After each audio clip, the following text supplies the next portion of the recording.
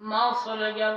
নবীজি আমার জন্মের দিন এদিন নবী হালিমার গলা ভিত্তি পালন করতেছিলেন গো বাবা। মাও চলে গেল, বাবাও চলে গেল, দাদা আব্দুল মুতালিবের কাছে ভিত্তি পালন হতে লাগলাম। এক সময় মালাকুল মউত আজরাইলের নিশানা আব্দুল মুতালিব যখন পেয়ে গেল, কার কাছে দিবে আদরের লাঠিকে? কার কাছে দিবে? কে তার হত্যা করবেন? আব্দুল্লাহ আব্দুল মুতালিব জানতে পারলেন এই যে কুরাইশের সন্তান আব্দুল্লাহ রাতিম পোলা মুহাম্মদ এই তো সাধারণ সন্তান না। এই খবর আবু জিহল আবু সুফিয়ান উতবা সাহেবা সবাই জানতে পারলেন। ইয়া ইলাহি মুহাম্মদ বি আব্দুল্লাহ, ইয়া ইলাহি মুহাম্মদ বিন আব্দুল্লাহ, ইয়া ইলাহি মুহাম্মদ বিন আমিনা, ইয়া ইলাহি মুহাম্মদ বিন আমিনা, ইয়া ইলাহি দরদ শুকরু জলবি সাবা, ইয়া ইলাহি দরদ শুকরু জলবি সাবা, ইয়া ইলাহি দর শবদ কুল গুজা। বাইরে আমার বন্ধুগণ, ওরে নবীজির উম্মতের দল, ওরে মুসলমান মা বোনেরা মনোযোগ দিয়ে শোনেন গো বাবা। আব্দুল্লাহ ইয়াতিম পোলা মুহাম্মদকে আব্দুল মুতালিব আবু তালিবের কাছে জমা দিলেন। কার কাছে? আবু তালিবের কাছে জমা দিলেন। আবু তালিবের ঘরে নবীজি লালন পালন হত শুরু করেন।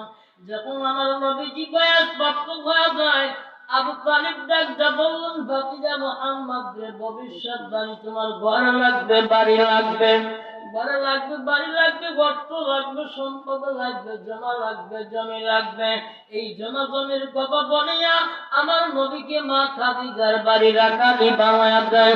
নবীজি রাখালি করতে গিয়া আমার নবীজিকে আল্লাহ এমন মজিজা দান করলেন যে মজিজার কারণে মা খাদিজাতুল কুবরা 40 বছর বয়সের বুড়ি আমার নবীকে মহব্বত করে শাদী করলো। আমার নবী খাদিজাতুল কুবরারে প্রশ্ন করলেন, খাদিজাতুল কুবরা, আপনার কাছে আজকে আমার একটা মাত্র প্রশ্ন রয়ে গেল, সত্য সত্যভাবে উত্তর দিবেন। আপনারা শুনবেন। নবীজির প্রশ্ন করা আর মা খাদিজাতুল কুবরার উত্তর দেওয়া শুনবেন, আপনারা শুনবেন। তখন আমি জানতে চাই নবীকে কারা ভালোবাসেন, মহব্বত করেন। ওরে আল্লাহর বান্দা বান্দি যারা নবীকে ভালোবাসো, নবীকে মহব্বত করো, হাতটা একটু উঁচা করে দেখায় দাও। নারায়ে তাকবীর, লিল্লাহি তাকবীর। আল কোরআনের আলো, আল কোরআনের আলো, নারায়ে তাকবীর। নবীকে ভালোবাসে, কামনাদাতার আগে থেকে চলে যাবেন না? যাবেন কি? যদি যান তাহলে নবীকে নবীর শত্রু হবেন। আপনারা বলেছেন নবীকে ভালোবাসি, একটু খেয়াল করে শোনা লাগবে, ওই পর্যন্তই যাব। নবীকে ভালোবাসার তালিকায় মুসলমান মা খাদিজাতুল কুবরার প্রশ্ন করছে, আব্দুল্লাহ ইয়াতিম পোলা মুহাম্মদ। খাদিজা বলে, জি হুজুর। বলে, আপনি এমন কাজ কেন করলেন? আপনি মক্কা মদিনার বিশাল একজন ধনী, আপনি কেন কাজ করলেন? বলে, আমার মনে চাইছে। কি চাইছে? আমার মনে চাইছে। বলে, আর চাই কোন উত্তর আছে? বলে, হুজুর, আপনারে আমি কষ্ট দিতে চাই না, আমার মন চাইছে তাই আমি কাজটা করেছি। আপনার বড় কষ্ট। বলে, না হুজুর, আপনার কাছে একদিন কোরআন নাজিল হবে, আমি এই খবর আমার চাচার কাছে আমি শুনেছি। আর আপনার কাছে যেদিন কোরআন নাজিল হবে, ওই দিন এই কাফেরেরা আপনার থেকে ভয়ে অনেক দূরে পলায়ন করবে। আর ওই শত্রুদের হাত থেকে যদি আমি খাদিজা বেড়া হিসেবে আপনারে বাঁচাইতে পারি, এর বিনিময়ে কি আল্লাহ আমার জিন্দেগির করব, জিন্দেগির গুনাহকে মাফ করবেন। আমি অন্য কিছু চাই না। আপনার আগে এক এক করে 3টা স্বামীর ঘর করেছি গো হুজুর। সর্বশেষে আমি খাদিজা পরিবাসে 40 বছর বয়সে আপনার মতো একজন এরকম স্বামী পাইয়া আমি খাদিজার জীবনটাই আমি ধন্য করে নিলাম। জোরে কন্যা মারহাবা। প্রশ্নের উত্তর কিন্তু খাদিজা সঠিক দিলেন না, একটু বাজায় রাখলেন। ইয়ার আছেন খাদিজাতুল কুবরা এইবার নবীকে অর্থ সম্পদ সবকিছু দিয়ে দিলেন। নবীজি উম্মতের জন্য, নবীর গরিব উম্মতের জন্য সবকিছু বিলীন করে দিয়ে দিলেন। এমন বিলীন করে দিছিল বাবা, আমার নবীজির খালি হাত আর পা ছাড়া আর কিছুই নেই। জোরে বলুন সুবহানাল্লাহ। আমার নবীর কাছে হাত আর পা ছাড়া কিছুই নাই। তাই বলে কি আমার নবীর বাদশাহী গেছে? এই জায়গা থেকে কাঁকড়া লাগছে নাকি? ওই জায়গায়, ওই জায়গায় কাঁকড়া লাগছে, তাই না? আসলে যতই ভালো কথা কর, যখন রাত্রি ভারী হয়ে যায় তখন আর জনগণ শ্রোতা থাকতে চায় না। কারণ হলো কাজের ওজোর দেখায়। হুজুরও তো কাজ করে না, দিনবেলা রাতবেলা কাজ করবে, দিনবেলা গম পারবে না। আসলে কি আমরা গম পারি? রাতে ওয়াজ করি, দিনবেলা কমিটির মসজিদ চলি, উপায় নাই। বেতন দেয় 9,000, বেতন দেয় 5,000, বেতন দেয় মাঝখানে 4,000, কিন্তু কথায় এক একটা ডেল যে দেয়, মানে এক ডেলেই 5,000 টাকাও আসেনি। এমন কোন জায়গা আছে মসজিদে কামলা পায়া দেয়? ওরে ব্যাককিলের বাচ্চা, ব্যাককিল, তুই জানিস একটা মসজিদের দাম কত? তোর কাছে বেতন দিয়ে খাওয়ার পরেও মসজিদ দিদি কয়রা বেড়া, আজ এই মসজিদে এক অক্ত, কাল ওই মসজিদে এক অক্ত, আর একদিন ওই মসজিদে এক অক্ত। হযরত বিলালের মতো, তার মতো হযরত বিলালের মতো। বিলাল ছিলেন নবীজির একজন সাহাবী, উমাইয়ার বাড়ির গোলাম ছিলেন বিলাল। নবীকে মহব্বত করার কারণে, নবীকে মহব্বত করার অপরাধে বেলালকে কি করলেন? উমাইয়া হাতে পায়ে বেরিয়ে দিলেন।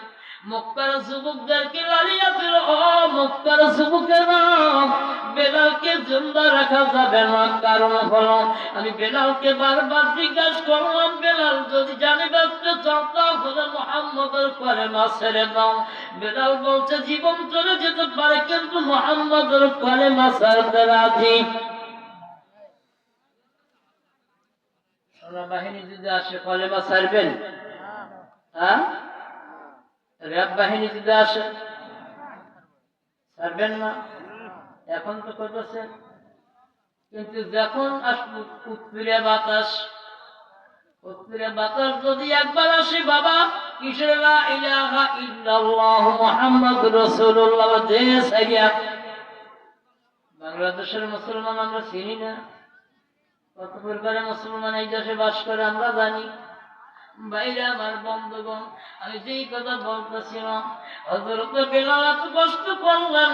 উমাইয়ার গোলাম, উমাইয়ার লোকেরা, উমাইয়ার যুবকেরা হাতে পায়ের মতো রশি লাগায়া পাথরের উপর টানতে শুরু করে দিলেন। বেলাল শুধু আকাশের দিকে তাকায় যাও, আসমানের দিকে তাকায়া আহাত আহাত শব্দ উচ্চারণ করে। বেলালের দুই চোখ দল দল করে পানি আসে। বেলাল কোন কথা বলতে পারে না। বেলালকে মরুভূমির ময়দানে রাশিকা গরম, উত্তপ্ত গরম বালুর উপরে শোয়া দেয়। বেলালকে শোয়া দেওয়ার পর একটা না দুইটা নয়, 5খানা পাথর বুকের উপরে চাপায়া দেয়। উমাইয়া কানের পরে যা বলে, বেলাল তুমি এইবার যদি মুহাম্মদের কলেমাটা ছেড়ে দাও তাহলে তোমার আযাব করে দেওয়া হবে। যতক্ষণ পর্যন্ত মুহাম্মদের কলেমা ছাড়বে না, এতক্ষণ পর্যন্ত তোমার কিন্তু আযাব করা হবে না রে বেলাল। ওরে বেলাল, জানে যদি বাঁচতে যাও মুহাম্মদের কলেমা ছেড়ে দাও। জোরে বলো নাউযুবিল্লাহ। বেলাল ঝংকার দিয়ে বলে, উমাইয়ারে তুমি যতই কষ্ট দাও না কেন, আমি যদি 5 খণ্ড পাথরের আঘাতে নিচে মারা যাই, আমি বেলাল দলিল দিলাম, আব্দুল্লাহ এতিম পোলা মুহাম্মদের জবান দ্বারা দলিল বের হয়েছে, আমি বেলাল শহীদ হয়ে যাব, আমি বেলাল আল্লাহর জান্নাতের সরদার হয়ে যাব। আর তোমরা আযাব দিয়ে মারার কারণে আল্লাহ কিয়ামতের ময়দানে তোমারে জাহান্নামের রশি তোমার পায়ের মধ্যে লাগায়া জমিনে আর জাহান্নামের মধ্যে তোমাকে ঝুলাইয়া রাখবে। আমি বেলালকে আল্লাহ জাহান্নামে ঝুলাবে না, আমি বেলালকে আল্লাহ জান্নাতের ভিতরে উচ্চ জায়গা দান করবে। জোরে কর না মারহাবা। একটা মসজিদের কত দাম? আল্লাহ নবী বললেন, যারা সফরে, বাড়িতে, গ্রামে, সমাজে, আজ এই মসজিদে কাল ওই মসজিদে কাল ওই জায়গায় এরকম করে আযান দিতে দিতে 6টা বছর কেটে গেছে। এই আযানের উপরে যখন ওই ব্যক্তি মারা যাবে, আল্লাহ সর্বপ্রথম বিনি হিসাবে তাকে কবরে আযাব মাফ করে দিবে। 2 নাম্বার কিয়ামতের ময়দানে আল্লাহ রব্বুল আলামিন ওই মুয়াজ্জিনকে মসজিদের একটা মিম্বার তৈরি করা হবে, গম্বুজ তৈরি করা হবে। ওই গম্বুজের পাশে আল্লাহ মুকিদানার চেয়ার বানায়া মুয়াজ্জিনকে বসায়া দিবে। জোরে কোন সুবহানাল্লাহ। হাসরের ময়দানে সূর্য মাথার আধা দুপুরে সুতা দিতে থাকবে। ওই দিন মসজিদের মুয়াজ্জিন গুনার জায়গা হবে হাসরের ময়দানে। হাসরের ময়দানে এমন জায়গায় জায়গা